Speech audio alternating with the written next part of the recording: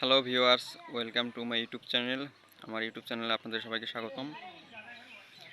বরাবরই আপনাদের মাঝে আমি আজকে হাজির হয়েছি একটা গল্প শোনানোর জন্য। গল্পটা বাস্তবধর্মী একটি গল্প। গল্পটা আমার চোখে দেখাই একটি গল্প আমার ভাইপোকের জীবন নিয়ে। জীবনে একটা ভালোবাসা পূর্ণত পেয়েছে কালকে, সেটাই বিস্তারিত আমি বলবো।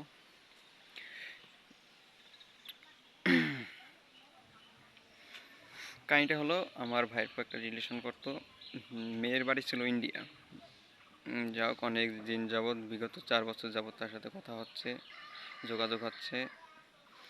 একদিন ভাইপো আমার কাছে এসে বলল যে কাকা, একটা রিলেশন করি, কিন্তু মেয়ের বাড়ি তো হচ্ছে ইন্ডিয়া, কিভাবে এটা পূর্ণতা পাবো?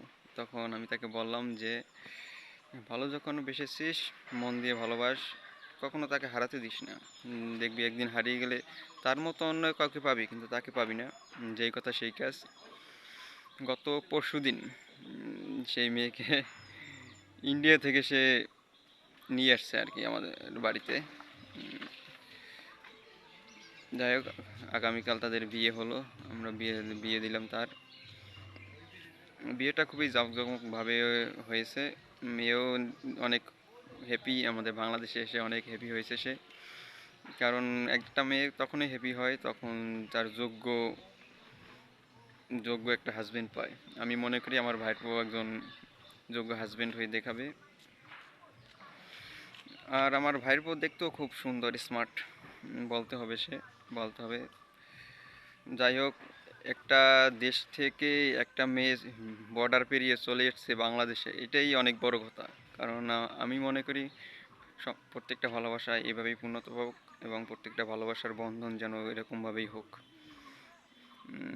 আশা করি আপনারা সবাই অবগত যে একটা দেশ থেকে আরেকটা দেশে বর্তমান অবস্থায় আসতে খুবই টাফ। তবুও মেয়েটা অনেক রিস্ক নিয়ে আমাদের দেশে পদার্পণ করেছে। আমি ওই মেয়ের সাহসের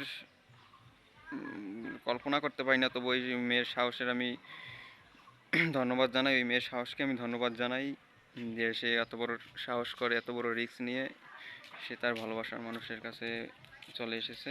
আজকের গল্প এই পর্যন্তই।